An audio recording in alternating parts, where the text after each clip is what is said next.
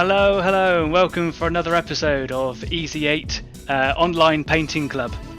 My name's Danny, and it's a hell of a week. It's going to be week number 5 as far as I'm concerned. That's a landmark. I hope that I've got my microphone levels all sorted out this week, because last week I had a nightmare trying to get everything sorted out, and at last minute my microphone wasn't working. Fortunately, I had a very good guest, or not guest, but viewer who was sending me information, go like, your voice isn't coming on, and I hope that I've sorted out all of the problems this week. That put me off for the whole episode last week, and I was on my own. I was without Kyle last week, and I just felt a little bit unprofessional as the whole show went on. And I know I'm very amateur and I'm supposed to be, and that's kind of the beauty that I like to bring to it, but I still like to maintain an air of professionalism when I'm doing this show. So for that, I'd like to apologise and say, like, hey, I'm going to blame it on my tools. But this week I am not alone, because rejoining me I have Kyle. Here he is. Say hi, Kyle. Hey everyone, how you going today? It's glad to be back. Yeah, it's nice to have you back. So you were a little bit tired last week. I understand. Just you weren't necessarily poorly, just a bit tired. Yeah, it's kind of a knock-on effect of everything, but I just didn't want to come online and be a bit flat and let people down and things. So I thought I'll just tune in, be there for everyone. Yeah, you were there, supporting us from the back. That was great. So yeah, well, I'm glad to have you back. It felt a little bit alien without you. It felt natural and everything was kind of rolling, and that was good. But what's going on there? We've got some people chatting in the chat room. Oh, I can't see it. Oh well. Yes, Kyle's back. Yeah, Kyle is back. Yeah. Oh, the chat box has gone very, very small, and I couldn't see what people are saying there. The music is playing twice with a slight delay. I don't know why that is. I'll just turn that down a little bit. Like I say, I'm very, very amateur. It might just be that fact it's coming over my microphone. I don't really know. So I'll just turn that down a little bit and get that out of the way for you. Cool. There we go. Thanks for letting me know. So yeah, I've made a few changes. A lot of the changes you might not be able to see. I can see some chat coming up in the middle of the screen there. So things still might not be working 100%. So last week I was doing some tanks and things. I was just working on my little 15mm Tiger tank.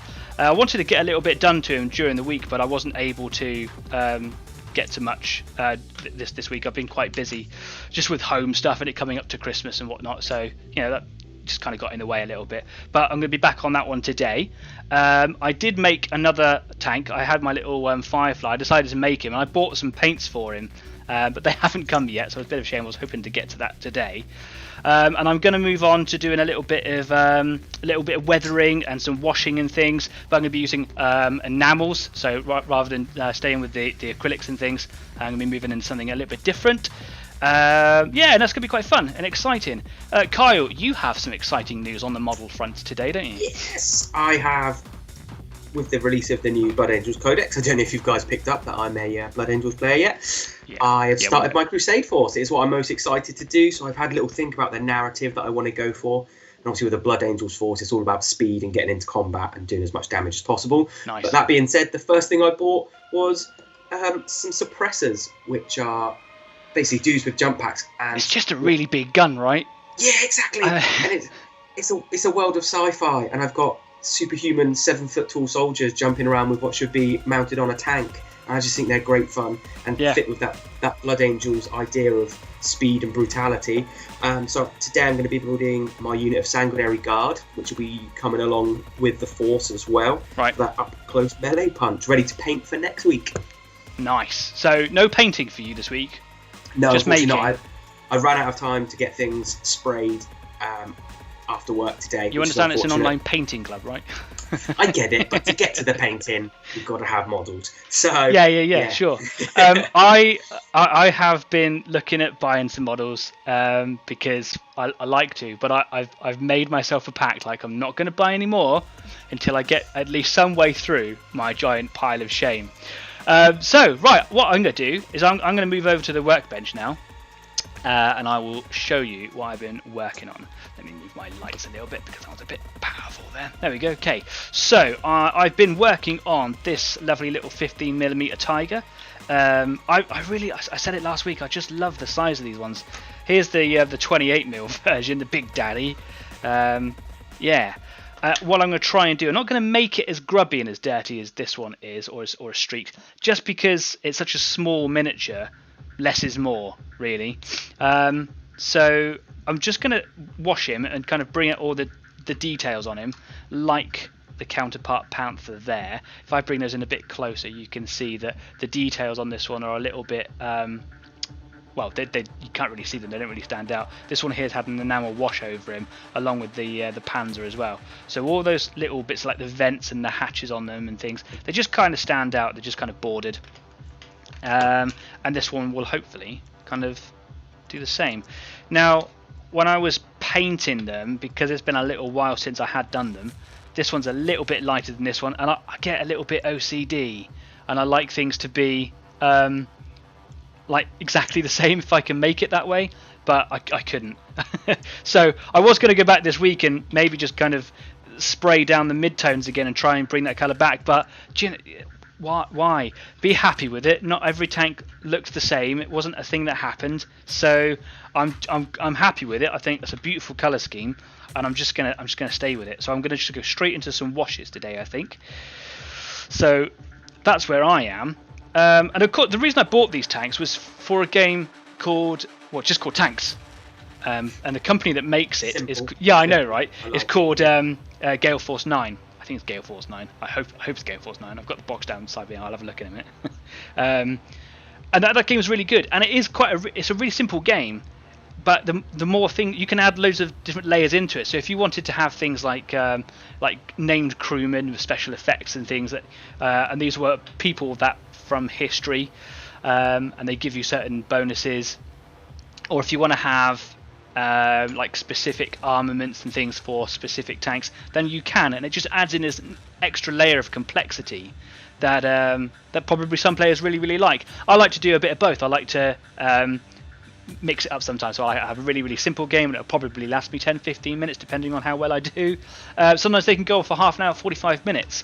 But after I started playing that game, I was informed by a gentleman of a game called What a Tanker, and I praised it last week. It's so fun, it's ridiculous, and I've had games that have lasted seconds, and I've had games that have gone on for quite some time, and it's hilarity. You roll dice to see if you can load your tank, if you can actually aim or acquire your target, and if you haven't done any of the the bits that lead up to you shooting, you haven't got a shell in your cannon, you're not going to hit the target. So it's brilliant fun, and I'm actually considering doing a separate show to play some games on, and I'll probably play What a Tanker, so you guys can see it being played live.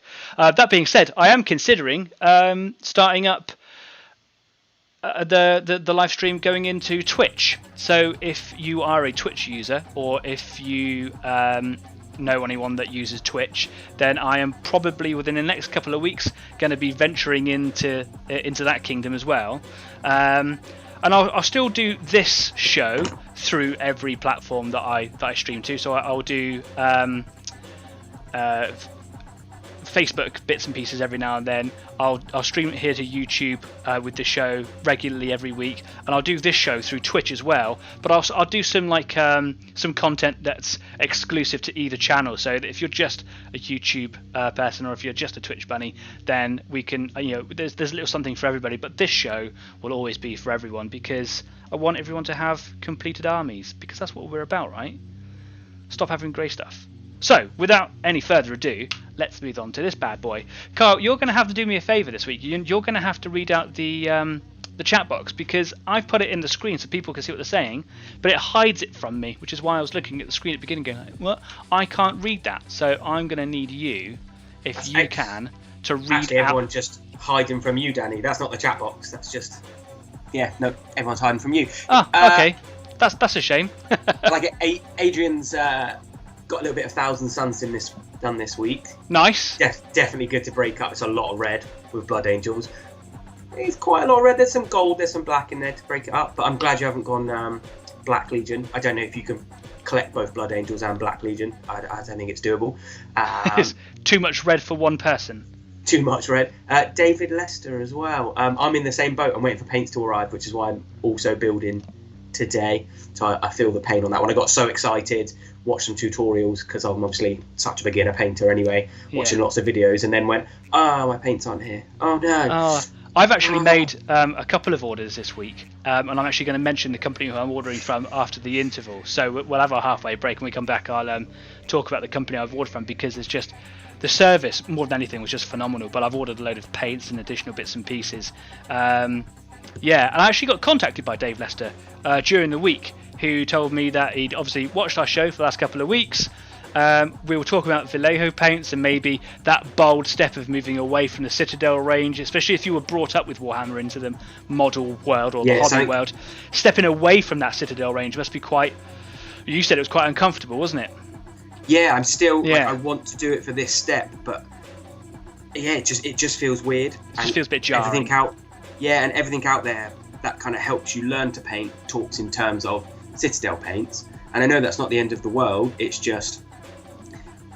I need that like almost step-by-step, paint-by-numbers you need that background, which is helpful because everyone talks in those terms in the hobby.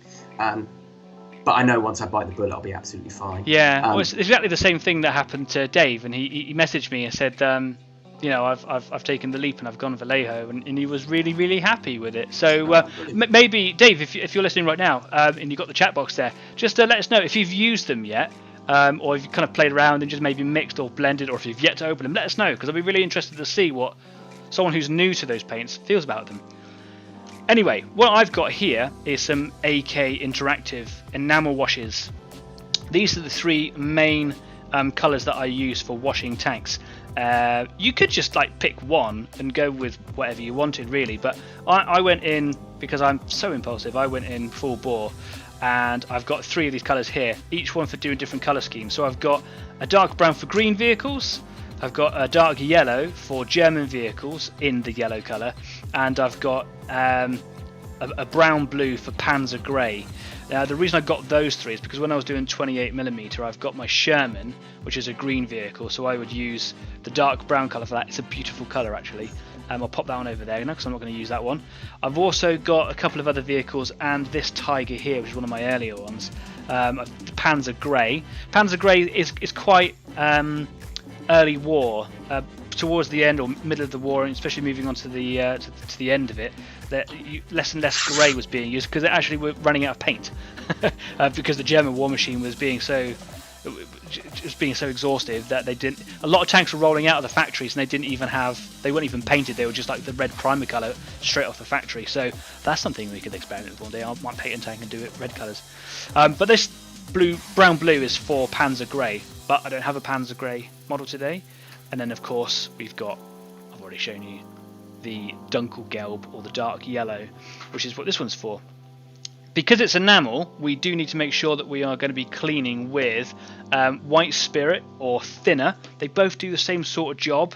You can buy odorless thinner, odorless white spirit. I've yet to find it successfully, and unfortunately this stuff stinks. So if you are using it, far be it from me to tell you what to do with your life, but you really probably should consider a mask or be in a good room, ventilation. I'm in a room here that's well ventilated, and I'm only going to be using small amounts, so I'm quite happy with that. I don't want you to fall ill because you were recommended by me to not do it, so you make sure that you look after yourself. So I've got white spirit for cleaning and for kind of blending and mixing around with it. I also use odorless thinner. I do experiment with the two and using them in opposite fashions, but I haven't really seen much difference yet, probably because I paint so small and sparingly. However, you can see at the bottom here that there's a separation because I haven't used this for such a long time. The enamel has separated from the pigment, and you need to give them a really good shake, even more than an acrylic paint. And these are really good fun. I've got loads of different things. I've got 12 different AK interactive weatherings and washings and things, and hopefully I'm going to play around with them most of them today. I'm going to get through this whole tank. And the only thing that will really need to be done at the end of it probably is the tracks at the end, which I'll paint them in a nice brown.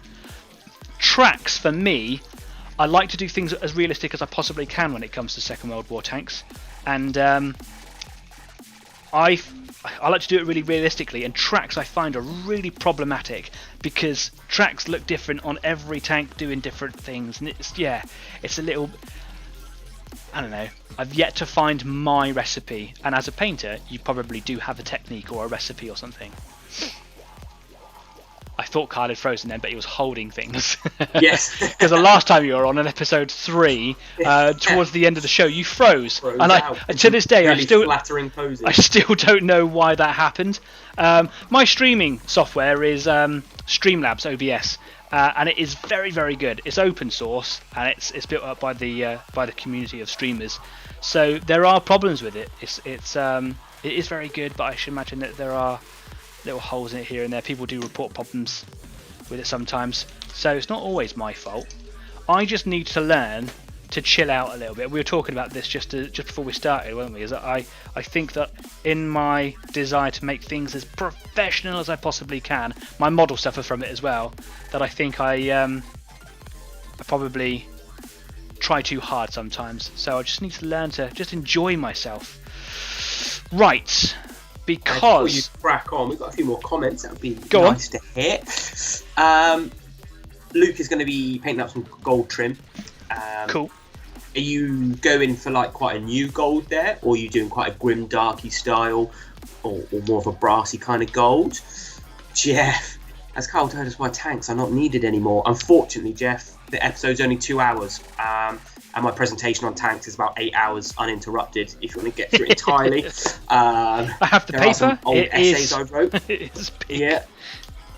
I'm not even joking. I have written essays on why the main battle tank is. I don't know how comfortable you feel about this, and perhaps I should have asked you before we started the show. But obviously, you have a degree in war studies. Am I right? Yes. I do. Yeah. So it's not like you've just got a bit of a whine that you want to get off your chest, and you've got this problem, and no one's listening to you.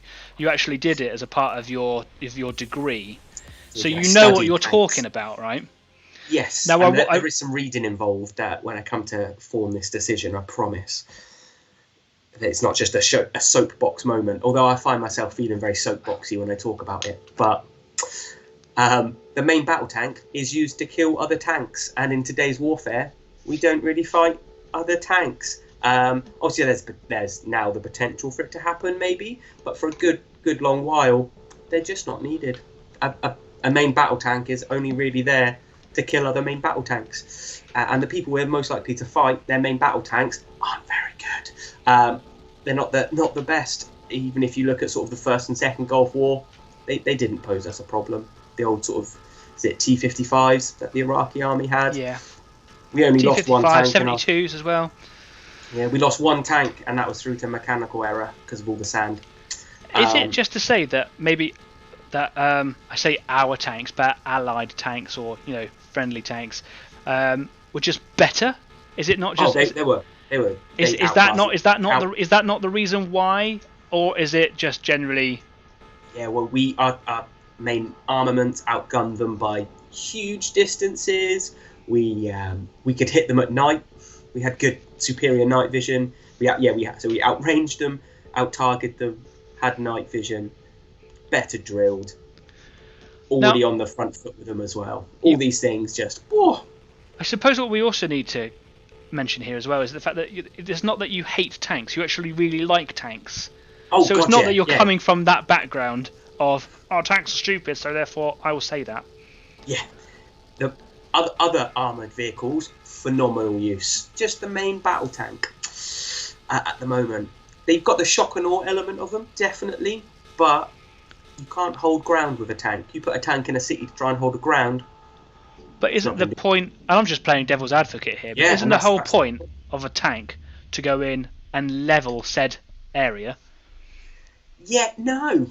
Funnily enough, because again, the armament is designed for armour piercing, not for explosives. Because I thought, and I'm coming just from purely a Second World War standpoint here, because I don't have as much experience in research or understanding as you do, obviously. But tanks started off being infantry support, obviously. Yep. And then as time went on, people started bringing in more and more tanks, so they started to bring in different types of armaments and ammunition to deal with other tanks. Is that still not the thing? Like a tank would have armor piercing, but could still have the bunker buster? Yeah, again, it definitely could be. But if you've got artillery that can punch, even light artillery, the 105s in the British Army can hit from 17 kilometres away. The AS90s looking close to 30k. Again, please don't directly quote me. I could be a little bit off there. What's the point of putting a tank in the field if you can hit your enemy from 17k away? That's true. And be able to deliver a potentially bigger payload. But again, that's my thing. I probably wasn't in the majority at university when I argued this. It was fairly split, but I'd say I was ever so slightly in the minority. But yeah, that's mine. So it wasn't just you saying this on a piece of paper to your your course people, that other people got to read or listen to your opinion on this as well. Yeah, we'd have big, as that essay was going in, we'd have our seminar specifically about discussing what we're writing about. So you'd get your chance to kind of stand up, make your sort of literary review on why you think this, and then people would critique it there and then, and it would kind of help that process of you making it. Yeah, and it'd only strengthen your essay because you've had that live interaction with people. You suddenly start to think about things you might not have thought about from different angles. So yeah, it was interesting. So how did you feel then where about 2 or 3 weeks ago the British Army, because obviously we're both British, had decided that they were considering mothballing their tank fleet? They decided not to in the end, but that was something that they were talking about. How did that make you feel? And again, I understand as well, because they're not just making decisions that are purely for military reasons. That's the statement it sends out, I think, of scrapping your armoured fleet like that can have ramifications with the public and abroad as well, because a lot of our influence comes from our ability to project power abroad, and people assume military might and tanks go hand in hand. So I get there's more factors that go into it. Like you say, it makes a statement, doesn't it? It makes a statement, and that's a lot of what we do with our armed forces. And you've got to understand as well that the British tank is a hell of a thing at the moment as well. It's a great tank. Oh, it's a great bit of kit. Don't get me wrong. It's cool. Phenomenal. We've got some comments going in here. Is this Dave Lester? And we've got Luke. It's very small on my screen. I need to sort this out. Do you ever mix your own paints? I should, but no, I don't. It's quite an interesting topic of discussion, really. I was talking about this with my housemate just the other day. That I watch a lot of YouTube videos and tutorials and just general things like what we're doing here. People just kind of streaming or recording what they're doing, and not necessarily saying what they do is gospel, but just saying that this is what I do. I get this success from it, so I try and give it a go. And I watch one or a couple of gentlemen, and they mix their paints when they're trying to go through luminosity. So let's say they're doing a red, they'll add black to make it darker, or they'll add white to make it lighter, and they'll try and go for like a range of luminosity to create depth and shading and then highlights as well. It's my little thing to overcome, to step over, is that I just don't know how comfortable I feel like that. I've taught myself very restrictively to take paint from the pot, so to speak. So I'm going to use this colour because this company supply this colour, so I will use 3 different reds to get those 3 different shades of red, when I should probably not do that, and I should probably try learn to mix and get comfortable with it. The reason I don't do it is because if you have a really good model, you do really well at it, and you want to do another one that looks the same, is you've got to blend the same again from that point on. So your consistency is all about your ability to be able to maintain your the level to which you blend at. I find it very difficult, but I should do, because I say it's restrictive, and there's some wonderful paints out there that I could probably get some really nice colours and ranges from. For example, the modulation sets that I use for these tanks in the 28mm and the 15mm that I've done here, modulation colour, they're all the same colour, they're just different luminosities. They go right down from the shadow right through the midtones and up into the highlights. I'm doing exactly the same thing, but I'm using them from the bottle. So yeah, I should mix my own paints. I don't. Perhaps that's something I'll venture into in a show. Maybe I'll do it as a YouTube or a Twitch special show or something, and just have a little practice around. For a couple of weeks, Kyle and I have been saying that we would have a go at doing some blendings and some techniques and things. So perhaps that's how we start that. How do you feel about mixing your own paints, Kyle? Oh my gosh, I'm such a new painter. I'm still trying to work out how to apply shades properly. I feel quite a way away. I did have a little go at just sort of adding white to paint recently, just to lighten, because I only had one colour.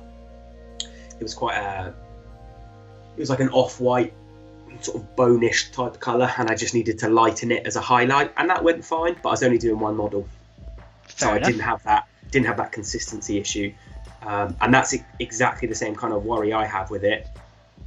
Is trying to get those colours to look the same. I don't know if you can mix them in bulk in empty pots, so you've got well, of course you can, but you just have to yeah. If there's any issues with that, that's just something I'd need to look into. You've got to have all the equipment on. You've just got to know what you're going to do. So if you know you're going to have 5 different colours, you've got to have 5 empty pots. Yeah, exactly. I think it'd be quite fun. Perhaps we should do something like that.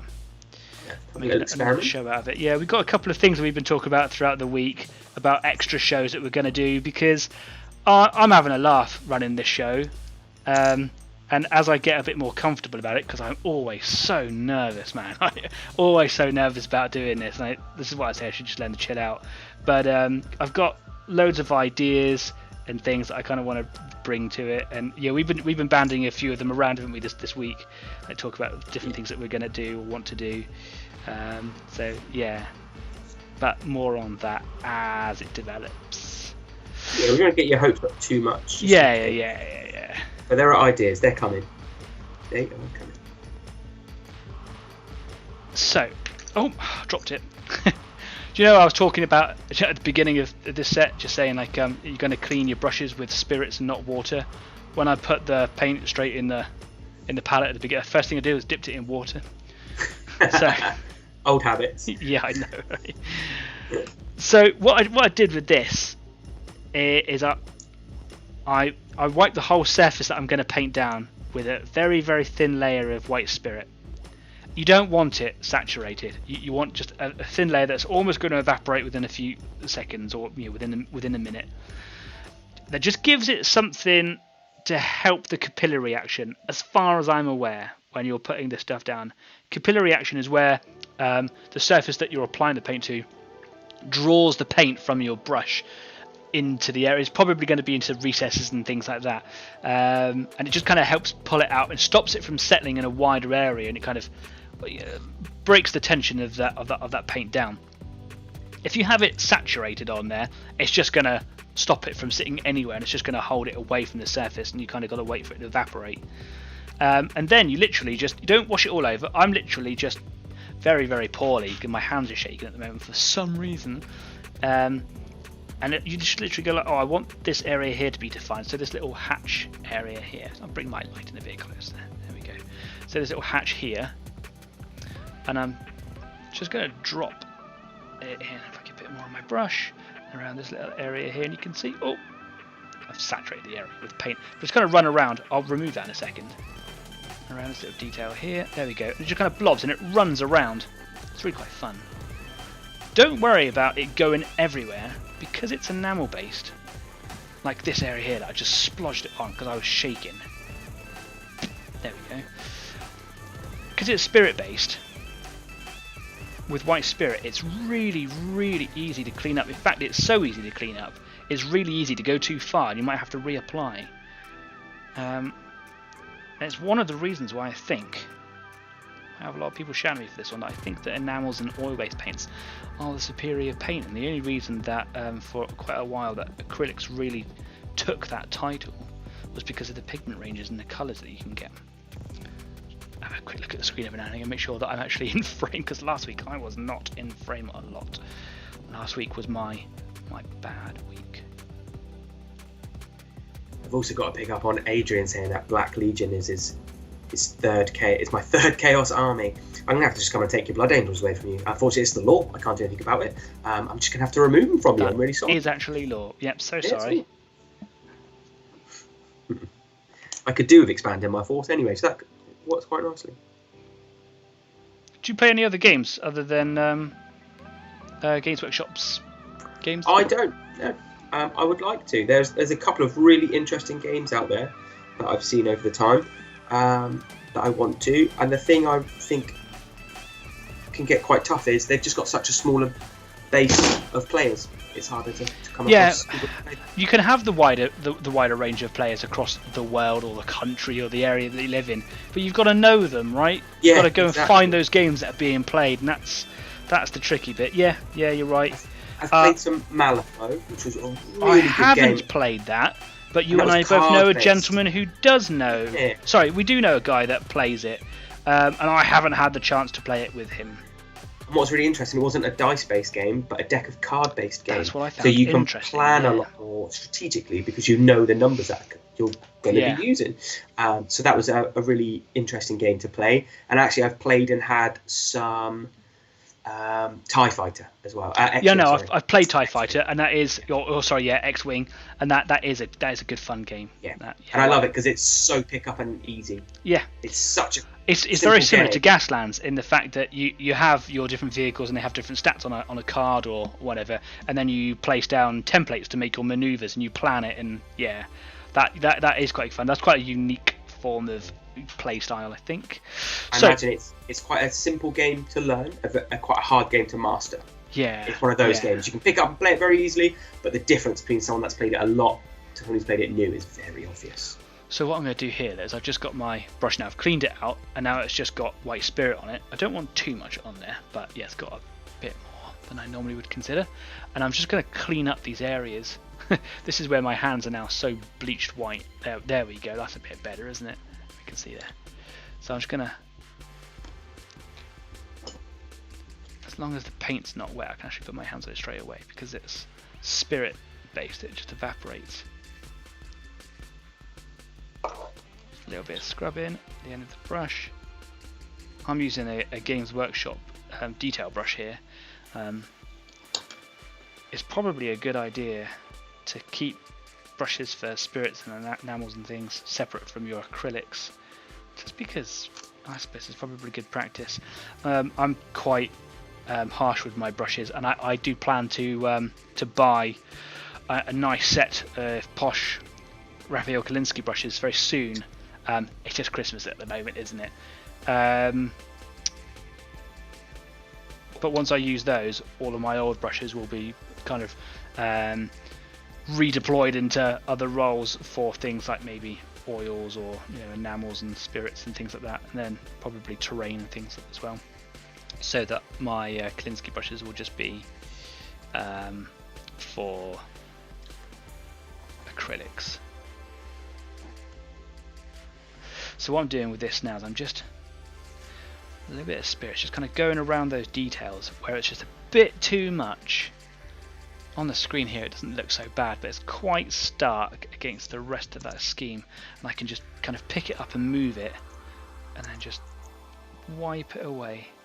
And you get tide marks the same as you would do with acrylics, but it's just so much easier to control. And if it dries, you can just go straight back in with the spirit and it totally reanimates it. There we go. I do have the shakes today. I know what it is. I haven't drank my tea yet. It's waiting on the side for me. In one of the most English comments, oh, something's going wrong. I've not drunk my tea. Yeah. I've got a few people from the States who watch this show, and you're right, it's a national thing. Like, I like my tea, and I thought it was a bit of a joke. You hear it, and then I went and travelled and realised how much tea we actually drink compared to every other nation. I have to limit myself. I make sure that I have nothing more than 4 cups a day, because I've had caffeine withdrawal. It's horrible. It's not to say that I don't like coffee, I do quite like coffee, but I like to go out and get a coffee. I like to go to the shop and to the coffee shop and have I'll get a nice blend of the flavour or something. But coffee's not something that I really have at home. Tea. I've had to make sure I drink decaf tea after 4 o'clock for that exact reason. Been drinking too much tea. Yeah, you told me something quite shocking a little while ago. You're an 8-cup a day man easily. Yeah. Yeah. Easy. Yeah, well, secret's out now, man. Yep. I just constantly putting the kettle on. There'll be either someone in the house or someone at work will be putting the kettle on, and I just started saying yes, and then before you know it, 8 cups a day, easy.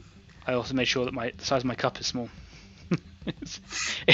It sounds ridiculous, doesn't it? So we've got some comments going on. If I put my hand here, then I can actually see the comments a bit more.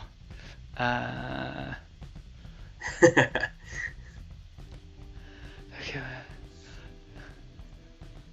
British, my coffee turns to... What's that?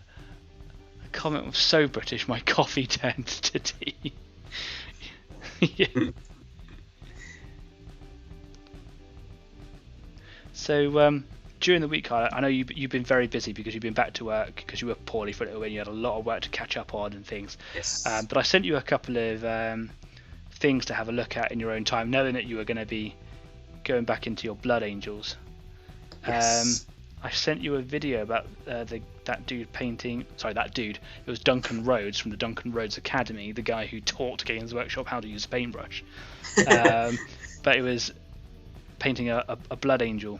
And there was a lot of different techniques and things in there. Did you get a chance to see that at all? I haven't yet, but funny you should say that. The first Blood Angels I ever painted were after watching one of his tutorials on how to paint Blood Angels. It's really good. And they came out, it was so simple to follow, and even at my level of skill, I was really happy with the finished product of them. That's good. So it's on my list. I've got my colours coming in that I'm ordering for them. Because I'm going to try and paint it in quite a grim dark style. I don't want nice shiny bright red Blood Angels. Okay. I want them to look quite, grim dark, I think is the right There's word a Facebook channel, I always call it a channel, page, group for you to go and have a look at. And I like to make sure, especially if I know I'm going to be talking about a group, I like to make sure that I put it in the comments section of the video. But obviously this has come up and I didn't prepare for it, so it's not in the comments. But there's a Facebook group called Grimdark 40k or 40k Grimdark, where if your miniatures that you're painting and displaying in that video aren't grimdark enough, expect them to be taken down. And I don't post anything up in there because, quite frankly, my painting skills aren't good enough from the stuff that I've seen that goes in there. But if you want some inspiration or just some eye candy to go and look at for a while, then you should definitely head over to that. When this video is finished, when we finish streaming, I will make sure that I go and edit the comments, so that if you can't find it on your own and you want me to put that link in there, then I will. But it's worth it.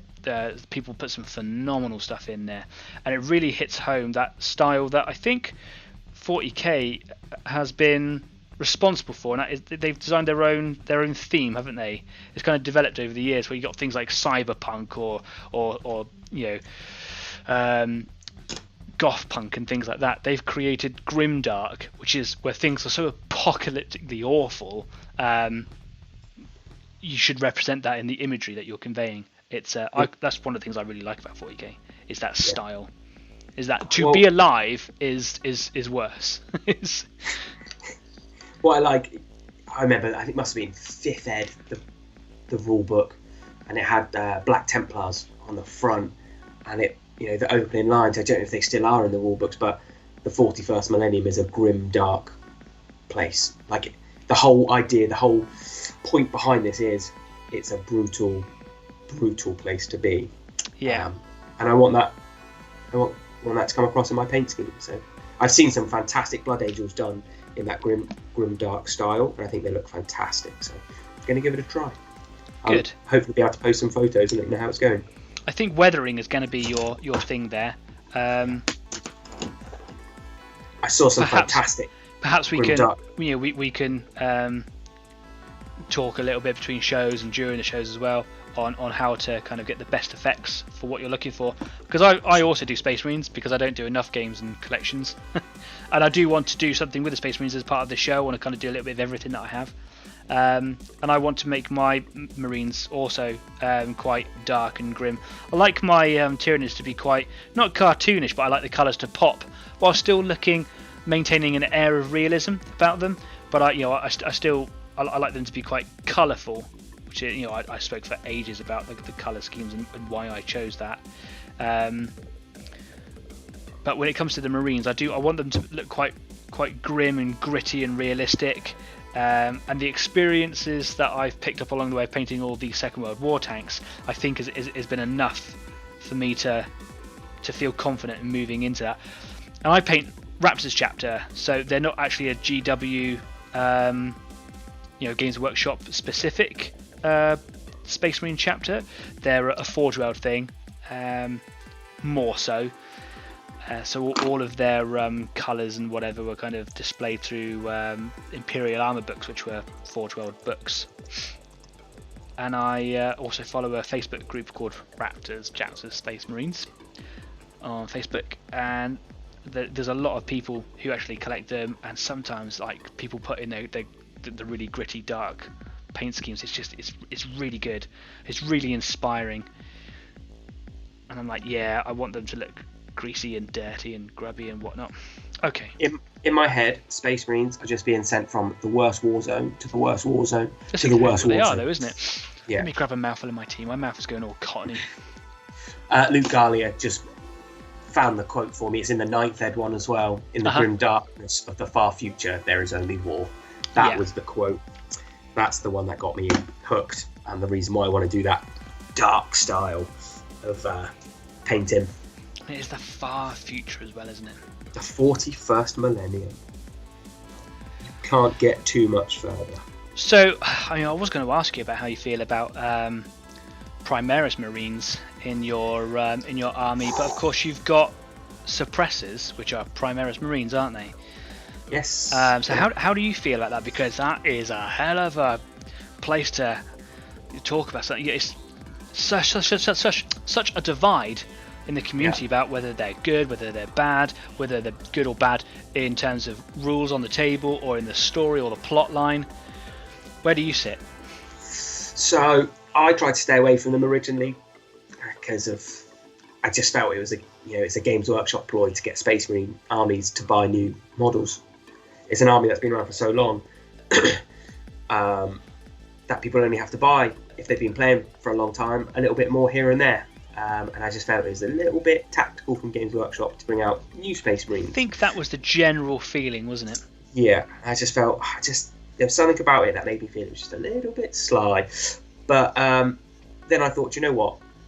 It's the way they're going, and you can't fight it. And I'm in the hobby. I'm all in, so I may as well. Yeah, it's not your job. Go for it. You don't work there. You don't get the say.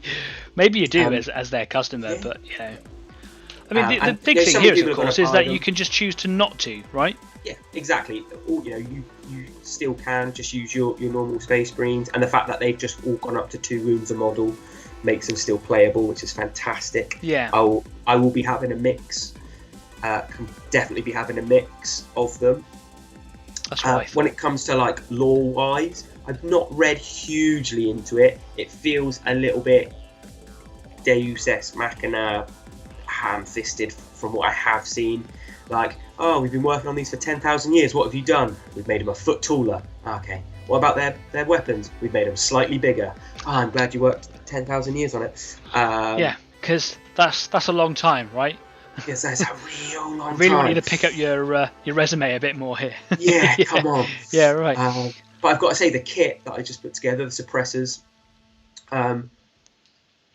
it's unfortunate because they're monopose. I'm not a fan of monopose. I like being able to assemble my own guys and trying to add that little bit of extra. It makes converting that a little bit harder by having a monopose. But the actual kit itself was fantastic.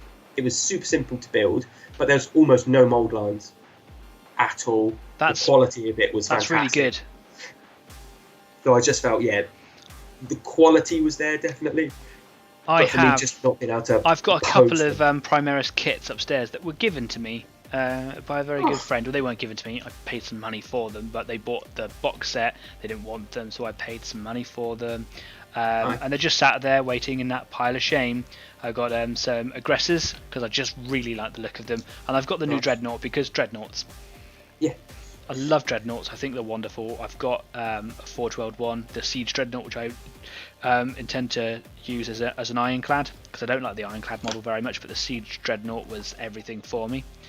I agree. Like, I would like to know what everybody else thinks about the Primaris Marines, and I know that it's an issue of contention, but you know, this is a free space. You talk about it however you want.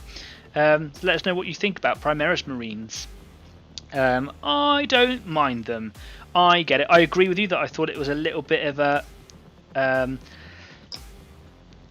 sly tactic as far as a business is concerned, to try and get people to just, you know, invest more into one specific thing, and it wasn't really helping the morale of Xeno players, or you know, anybody who plays Warhammer who doesn't play Space Marines. It probably felt like a bit of a kick in the teeth. I get that, but the models are really good. It's everything that they wanted to do. A lot of people thought that they were going to replace normal Marines with them, and probably that attitude still exists. I for one think we'll see the old Marines being phased out over time, which I think is a shame, because I'm a really big fan of just the standard tactical Marine. I like that, but you know, not my business. Go on. Number one, I like the fact that they are starting to look like the super soldiers they're meant to be. Yeah. I think Space Marines did. I know they were always strong. I'm not saying they weren't, but these guys were meant to be, you know, the peak of humanity.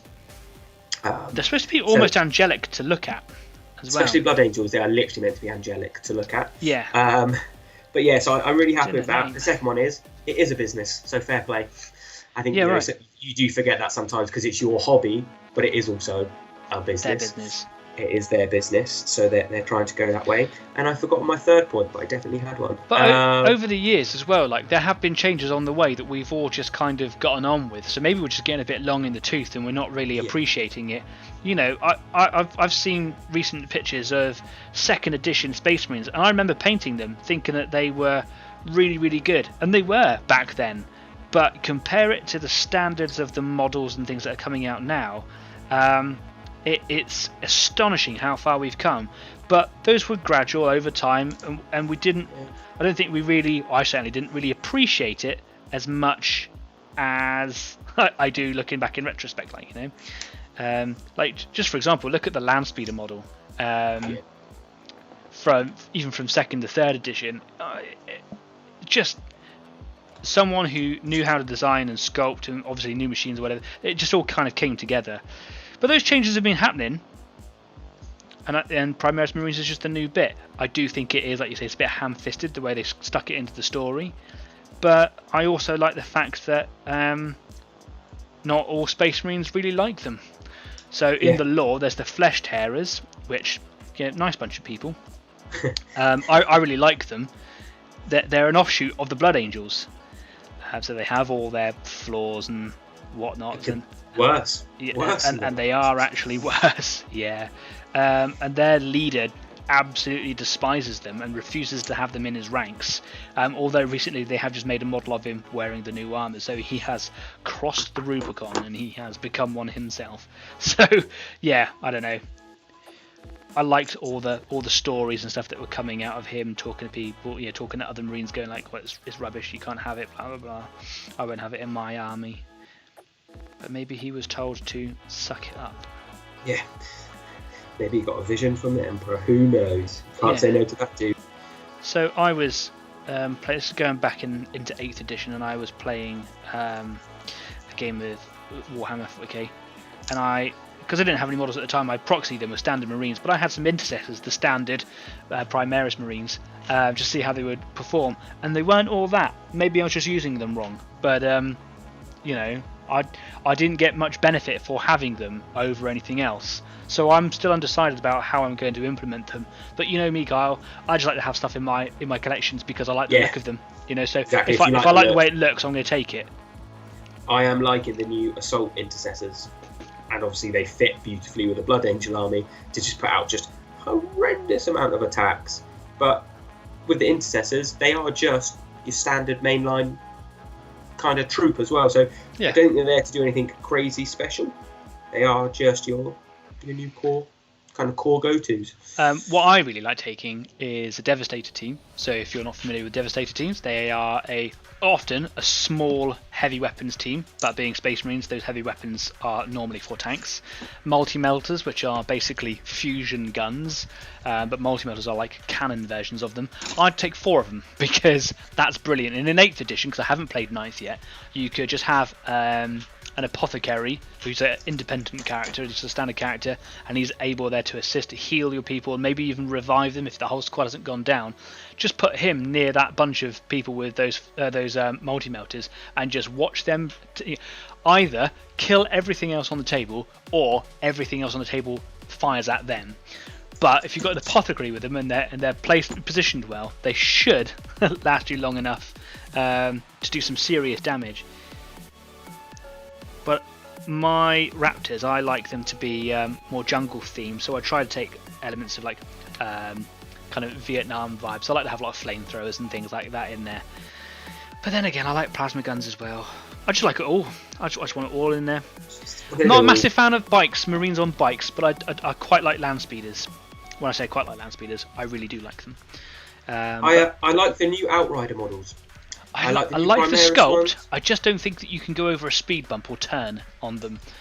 Oh, that's not what they're designed for, Danny. They're designed for running over puny little aliens, much smaller than a speed bump. I just think that they look a bit cumbersome. I don't know. However, in the Gene Stealer cults, the little dirt bike that they've got in that is just a gorgeous model. It's really nice, really nice. That's a nice little motorbike. Space Marines on bikes, I don't know.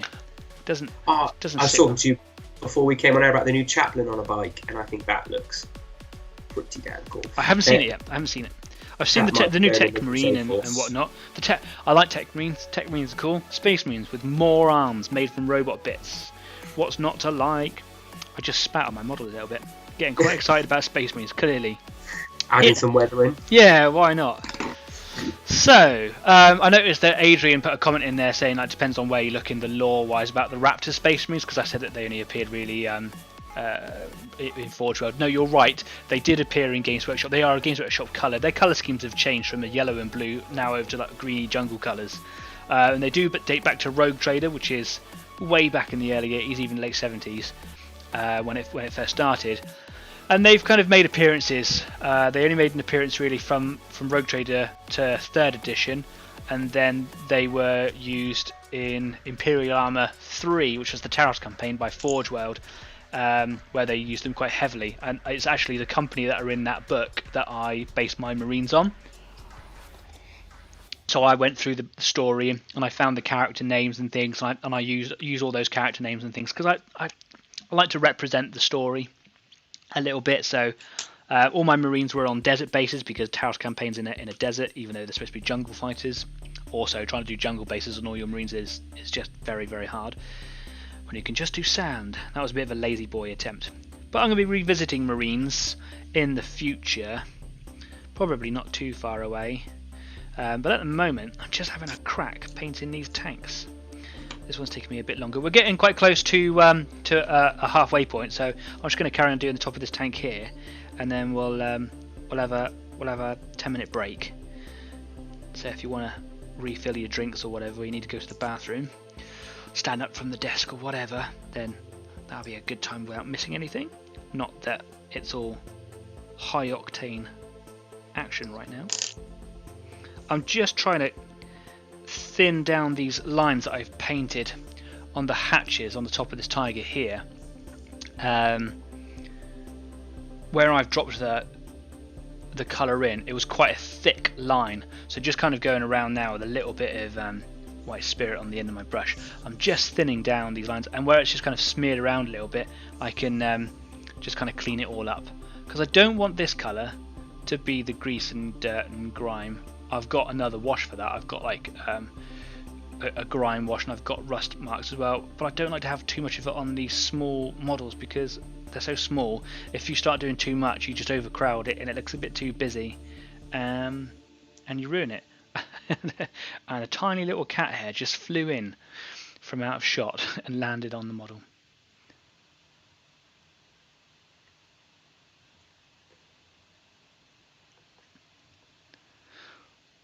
The one thing that I haven't got used to doing this is that when it comes to the next layer and putting on rusts and grime and things like that, is that obviously if you start using white spirit, you're going to remove what's already there. So I don't know really what the practice is there. I do watch videos from Mick Jimenez, who has his own paints and hobby stuff lines. Very popular. I watch videos of his all the time, and he just kind of puts a layer on, does the next layer, does the next layer. I'm like, but you're not applying varnishes. So I like to varnish between doing a layer if I don't want it to be destroyed in the next one. But he does like 1/35th scale, so he's doing much bigger stuff. I still haven't got around to my 1/35th Panzer yet, Dad. If you're watching, I apologise. I've actually been waiting for some new clippers to turn up, so that I can do a really good job removing it from the sprue and whatnot. They have arrived, so yeah, I bought a load of new equipment this week. I'm actually still waiting on it because when the order came through, I realised I didn't order everything. I thought I added stuff to the cart, but I didn't, so I've had to make another order. So yeah, I was hoping it was going to be here today because I wanted to do my Firefly and get the base colours on there, because I've had to buy the colours for it because they're different from the American colours. Not too different, but I noticed the difference, and like I say, I like to do it justice. So yeah, I bought these colours and I was hoping that they'd be here today. They're not, so a bit of a shame.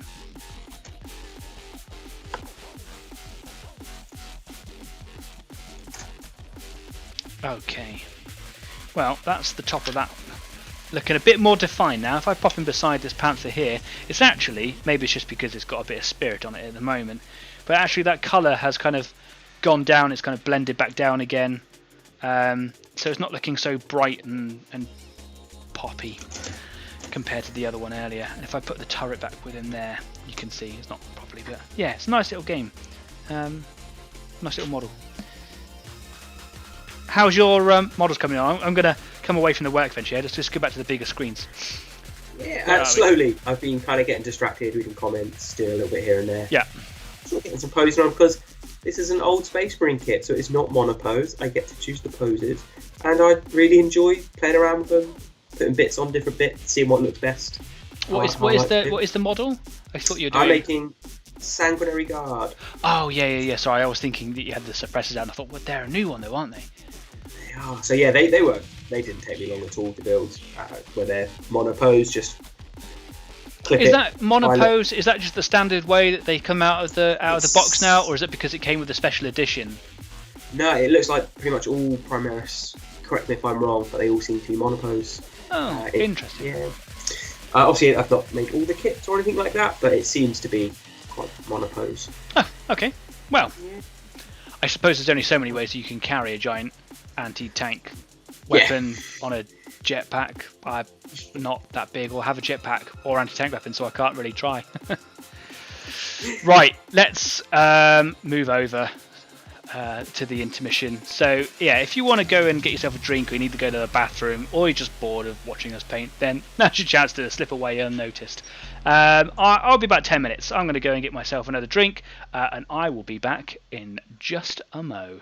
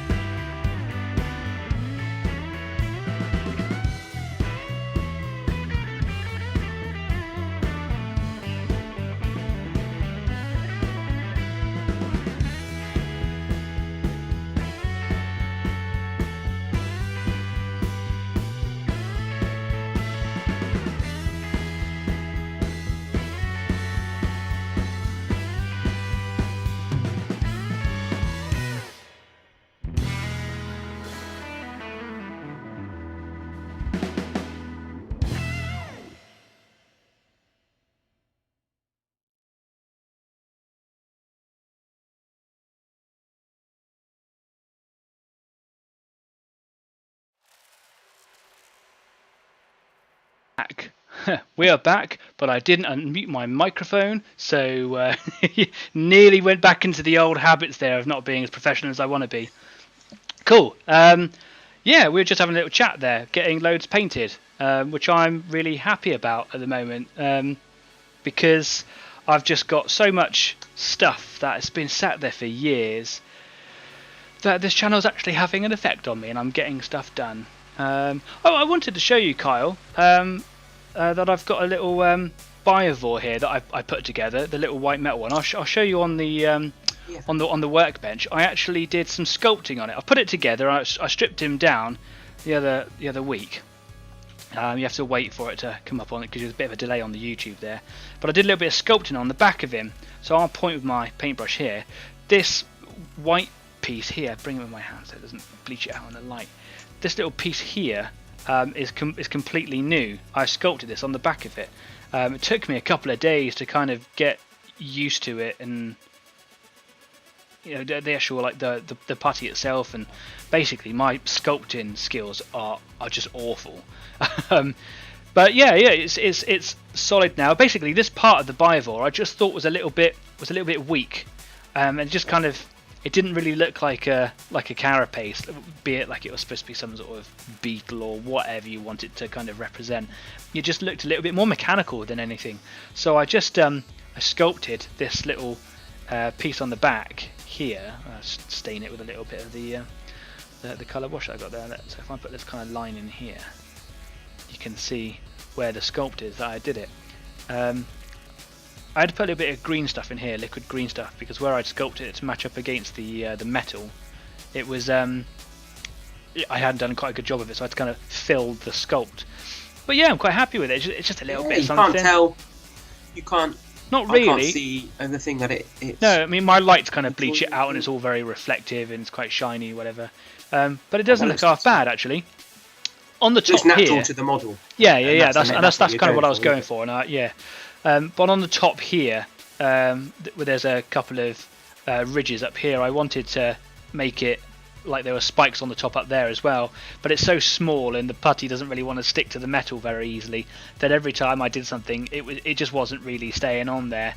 And then handling it, the limbs were falling off, so I actually had to drill right through it, cut a paper clip down, and then pin the limbs in place. I had to buy a special super glue. So I got from Green Stuff World like a proper cyanacrylate, and I got an activator for it as well.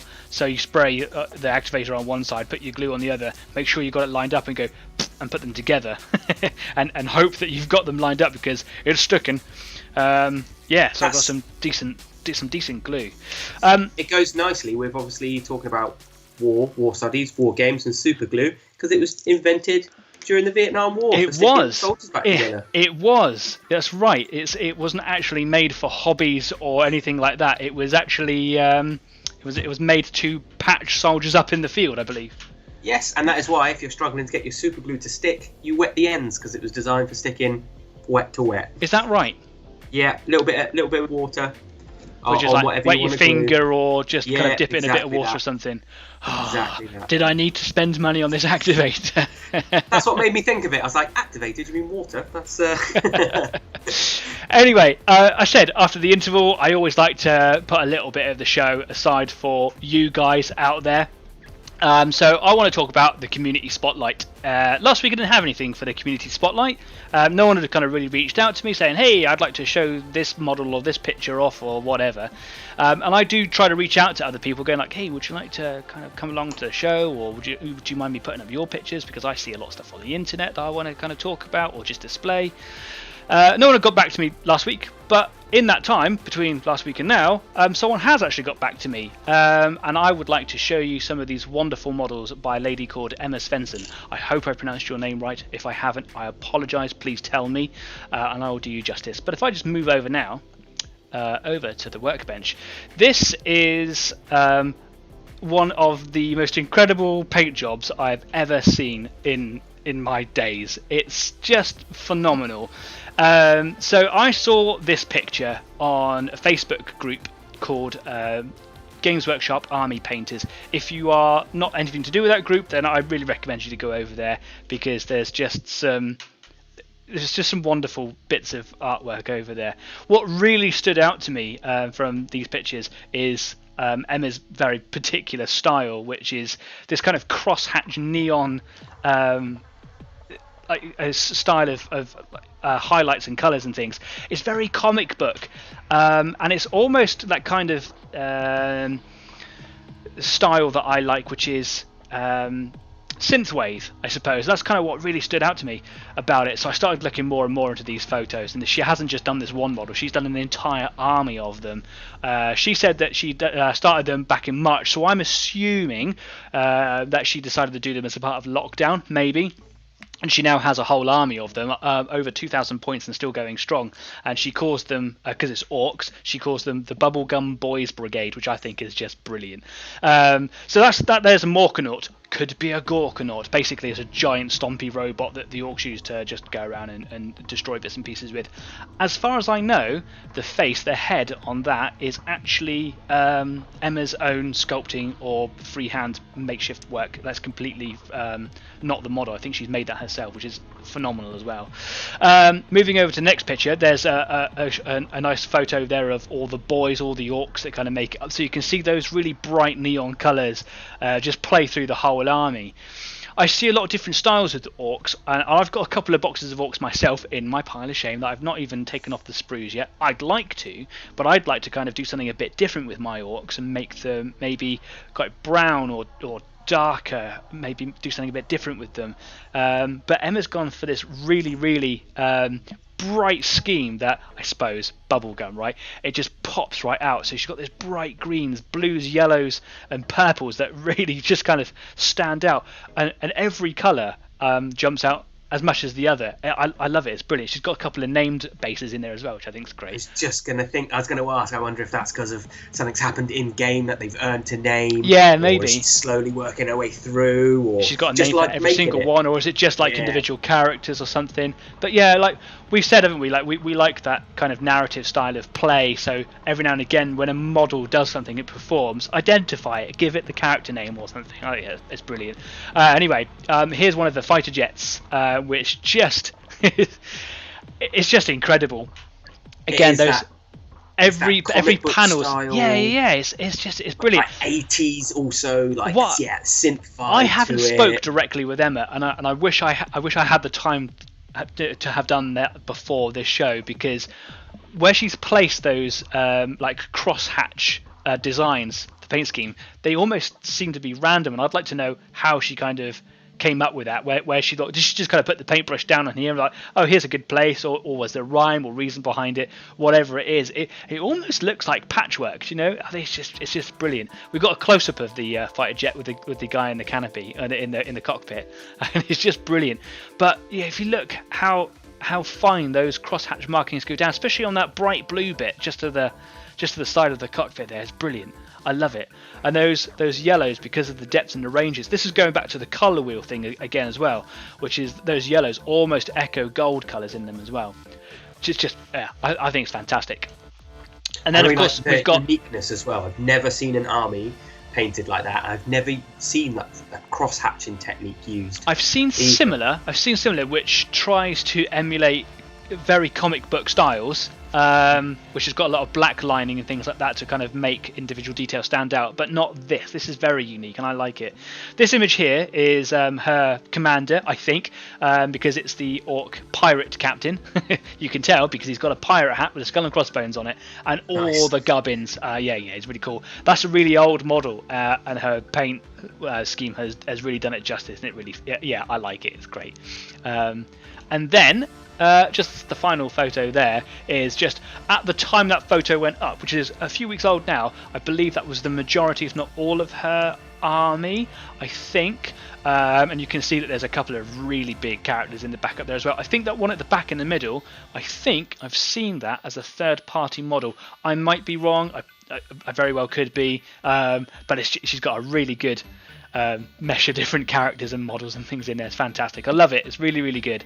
What I like is she's got that overall colour theme running through the army, but has kept it very orcish and chaotic with it. So they've got that tie-in theme, but you've still got that individuality you'd expect from a chaotic that would take me since March just to do one model, and here's Emma just putting me and this whole show to shame by doing it. Anyway, those are all the photos that I've got there of Emma Svensson's Bubblegum Boys Brigade from Warhammer 40,000. I just think they're amazing. They spoke to me straight away. I was like, I've got to ask permission to put these up there.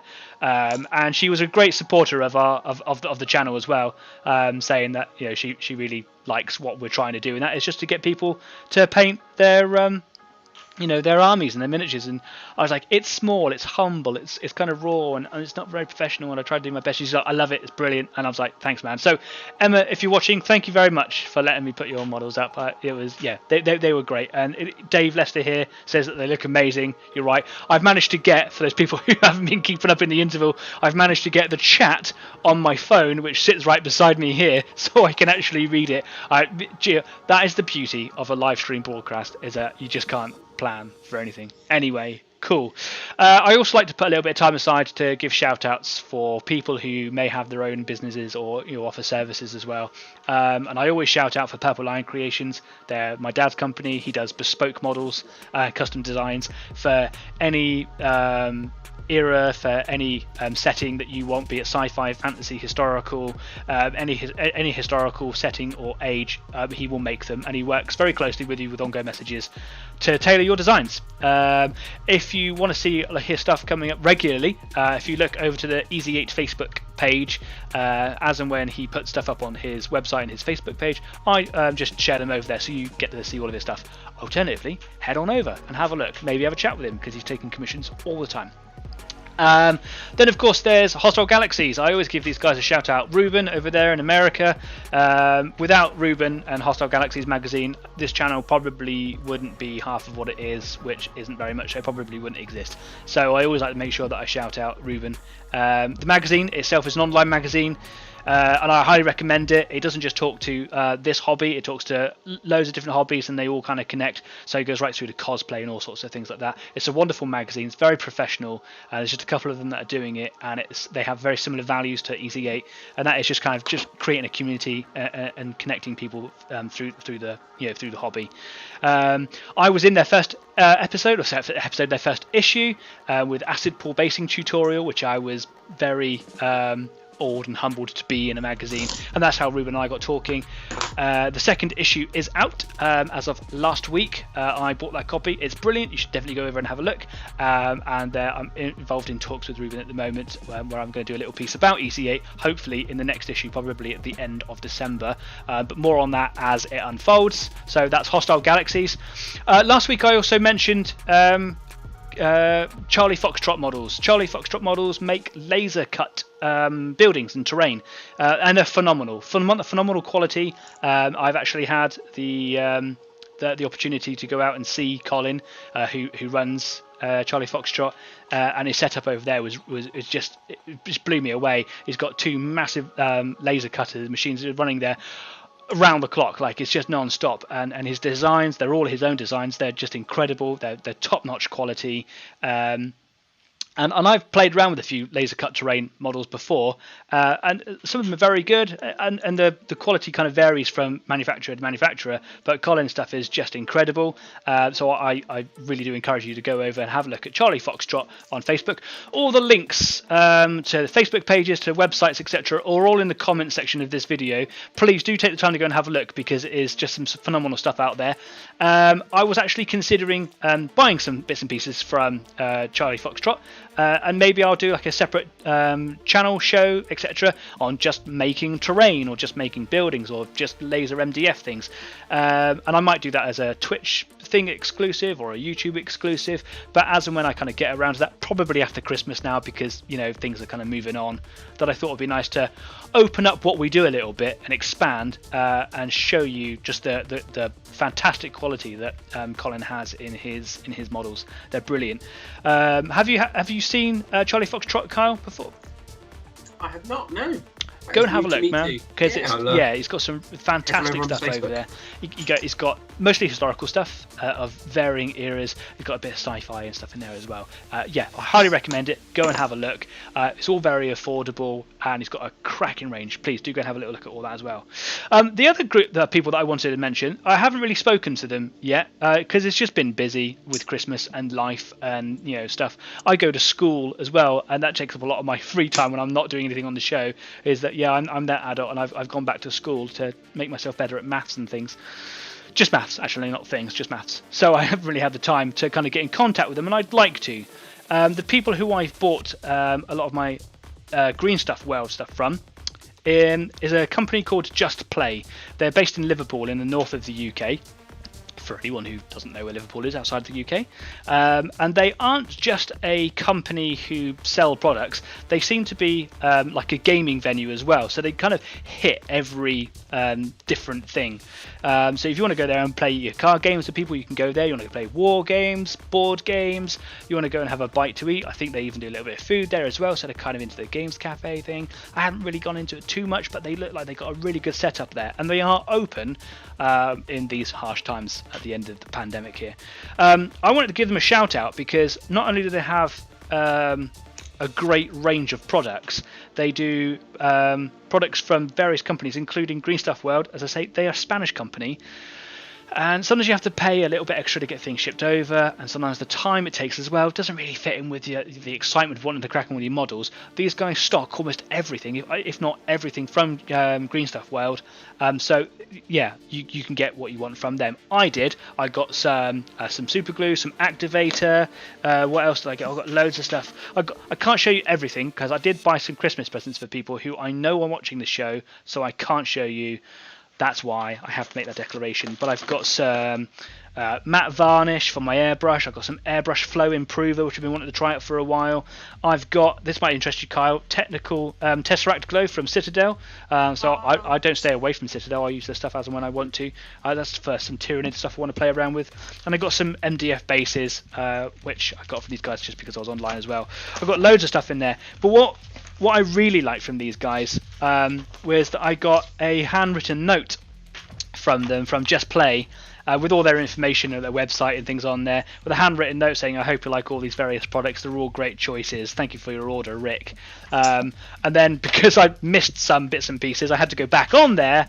I wrote a note to them on their shopping cart saying, I love your service, thank you very much. And I do intend this week, as I've got a bit more time ahead of me now, to get in contact with them directly and just be like, hey, I run this show and I gave you a shout out. And I just kind of want to start that dialogue with them. That is Just Play. Their links are in the comment section as well. I think on Facebook they're called Just Play Games, and they have their website, definitely head on over there because they've got a great range, not just Green Stuff World, loads of different companies, lots of different products for lots of different things. Head on over and have a look, and that's all I want to say on shoutouts and a community spotlight. Thank you very much. So I've moved on from tea, Kyle, and I'm moving on to the hard stuff. Red wine. It's one of my favourite tipples. Cheeky. Enjoyed some Malbec recently myself. Malbec. I'm a Rioja snob, I have to say. But that is a cabinet, so yeah. Right. I've been getting on a little bit here, but I've been nattering on for a little bit. What have you been doing? It's probably the same stuff, but how are you progressing? Yeah, I hit a little bit of a wall just trying to get a bit of the kit to line up, and it just doesn't quite seem to want to line up properly. So I've gone for the technical solution of ignoring it and doing some other stuff instead, and then I'll come back to it at the end and see what's left. Fair enough. Okay, cool. Yeah. Are you going to have your models ready for next week to paint, do you think? That is the plan. Cool, that is good. Definitely the plan. And even if the Sanguinary Guard are not, the suppressors will be. Well, that's cool. Then you there should actually be some painting on the painting show next week. Yeah, cool. Talking of getting on some painting, let me move on over to the workbench. I haven't really progressed much further than I have earlier on. I was talking to Kyle during the intermission there that I don't think I'm going to go too far with grime or rust effects or anything on these small models, just because they're so small. If you overcrowd them with too much stuff, you can just kind of ruin what you're trying to go for. So with these ones here, this Panther is a good example with nice and big open spaces on him. If I went too much, it would just overdo it. Less is more. I've actually got a bit of neatening up to do on them probably. I mean, I could do a couple of bits of rusted effects in here. It's got some details on there that I've yet to pick out, like there's some tools and bits and pieces on the side that I'll add some colours into. But if I go too much with details, then I'll probably destroy what I'm trying to do. So I'm just going to keep it simple. So what I've got now is I've got my little brush with some white spirit. I've got 2 pools of spirit on the go. You might have noticed I've got my third one over here with the actual colour, the actual enamel that I'm using, and I've got my clean spirit here for applying direct to the model, and then I've got a little pool of basically dirty terps or white spirit that I keep them separate, so I've got one to wash my brush off in, and I make sure that I don't put a dirty brush in the clean one, so that I've always got something clean to apply, like here, which I've just done a little bit too heavy.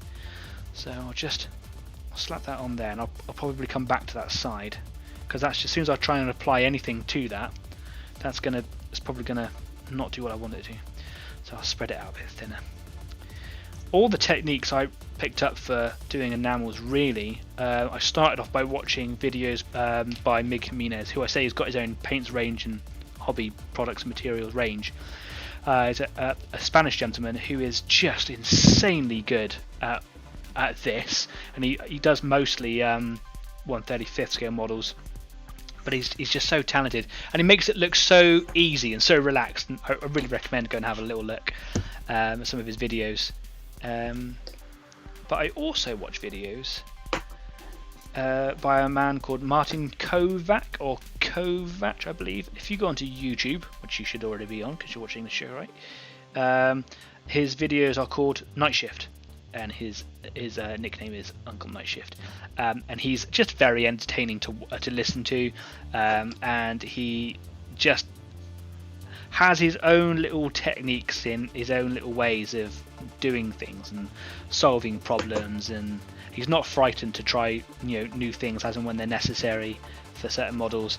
And he does all scales. He really likes his tanks and armoured vehicles and things from the Second World War, but yeah, he's ventured off into lots of different things. Go and have a look. That's Night Shift on YouTube. That's where I picked up most of my, dare I say, skills, techniques. Probably, I don't want to call it skills because people might think that I think I'm really good, but I know that I'm not all that. I just enjoy doing what I do. So thanks for being a part of it. I was actually talking to Emma. I did mention just before the video started, Kyle. I was talking to Emma Svensson, the lady who showed her models in the community spotlight. She said that she really liked, the concept of the show, and I just said, like, I'm just very, very happy doing what we do right now, and that is, even if we only bring this inspiration to just a couple of people, which are those people that are watching now probably, then our job is done, right? Exactly. And we spoke about this, didn't we? It's just nice if a couple people get something out of this. It's somewhere to come along, do some painting, have a chat in the chat bar. It's really nice. We spoke about this before, not just sort of chatting to us, but to each other in it, asking each other for ideas, inspiration, help. It can be nothing to do. It can end up not being anything hobby related if it ends up just a chat. It doesn't necessarily have to be this hobby either. I know that there are people watching that aren't necessarily active in the chat box, but I know that there are people watching who paint things that aren't models. So even if you're just painting canvases, or even if you're not doing it, you just like to have. And I know that Dave Lester says he's talking in the comments. He says that sometimes he doesn't always have the time to be painting whilst doing this. He just likes to watch and listen and see what we're up to, and pick up the inspiration on the way. Says often I think he's cooking. Which if you've got a family, that might be the thing. But if it helps that motivation when you do get that free time, fantastic. That's absolutely. I want people to be inspired to crack on, and I've mentioned in the last couple of episodes, I have had people messaging me telling me that is what is happening. People are getting the motivation. People have told me directly, and I couldn't be happier. So thank you for being a part of this very little family that we've got going on. I'm very proud of it. I couldn't be happier running the show. Naturally, I want it to be bigger, but I understand that it is going to be a slow process. Any YouTuber out there will tell you that what they do it because they enjoy it, not because they want to be successful. If you're starting a YouTube channel just to be successful, then you're doing it for all the wrong reasons. And I totally agree with that sentiment as well. This only gets bigger by people, coming along and seeing what we've got. So help me out, help us out, help yourselves out. If you know people who might be interested, or even if you're just in a room and your conversation is a bit boring, just shout it out. Easygate. They'd be like, what? Come on, yeah, just come along, man. Because you never know. Last week, I know you were just watching in the comments, Kyle, but we had our regular viewers last week, and then I did a little like a little public service announcement message the following day, and Jeanette, one of our regular viewers, came on just because it was a Facebook only video, and she was just saying, like, if you are watching right now, I don't paint, but I like to come along and watch and listen and things. I was like, I was really grateful for that little bit of input, saying that even if you're not really into it, hopefully that you might get something out of it. And I was hoping that she would maybe be inspired enough to just pick up a model and have a go, maybe. But I'm not. It doesn't have to be Games Workshop. Like I say, I'm hopefully going to move on to some Airfix soon as little. And that's not even a game, is it? That's just a model for the sake of making a model. Exactly, modelling for modelling's sake. There's something completely, well, not completely off topic. It's kind of in the genre. Something I'm excited about at the moment that we haven't talked about, and I know you're a fan as well. And that is the new Dune film. Yes, I am a Dune fan. Yes. Oh, Dave's just put up a comment in the thing. It does help with a little thumbs up. Thanks, man. Yes. I appreciate that, and I'm glad. I really do hope that people get stuff out of this. So yeah, I plan to keep this going for as long as I possibly can, physically can. So yeah, it'll always be here, even if there's no one watching live. Whatever, I'm gonna keep on doing it. You might notice if you're watching here, I might do a bit of a better zoom next week, but I've put a bit too much white spirit on this side here, and I'm just applying the stuff, and it's just kind of running everywhere, and it's not behaving as I want it to. So I'm just clearing my brush really, just by kind of slapping this colour in, knowing that I'll come back in a minute and I'll tidy it up. But that, if you're watching that going, like, what is he doing? Yeah, you're right. That is a mess. I will come back to that in a bit. Sorry, Kyle. We were talking about Dune. It's a book I read a long time ago, yes, and it was one of those books that kind of got me into the genre, got me into that kind of world. And then I got super excited because obviously the new film is coming out. It's a series. Series? It is. The series of books. Sorry, yeah. And no. The new film coming out. It's not a film. It's a series. Oh, is it a series? It's a series, yeah. Yeah. No, I could be wrong on that, because now you've made me doubt myself. So if someone out there's going like, he doesn't know what he's talking about, I could be wrong, but I'm fairly certain it is a series. And yes, it does look good. How series are going, they seem to be overtaking the film world, especially for doing books and things, because you can devote enough time to do it. It's the only way that you can really do a book service, and that is to put it into a series, and that is because you just can't. Lord of the Rings fell foul of it. There's so much in Lord of the Rings that isn't in those films, and they were right. And they were right to do that. They were right to do that because we don't get on with the story, do you? But they were also making a series of that as well, a new series, because they probably want based on the Silmarillion. Yeah, because they want to probably tell the story in more detail, as if the films weren't in detail enough. Yeah. I mean, that's it. They did such a great job with those films, and they made they did have to cut some big parts out. I just want to point out as well that Jeanette's come on and said, I am here, I'm not watching. She is listening while she's getting other things done. That's cool. I can't see the comments. I don't know what's going on with my comments today. It might be because there's a bit of a delay, but it's not coming on my screen. I don't know what's going on, but yeah, I'm glad that you're there. I've lost a lot of details on my screen. Normally I have a viewer count, who's watching live, who's watching from what platform, the chat box, whatever. All gone. Don't know where it is.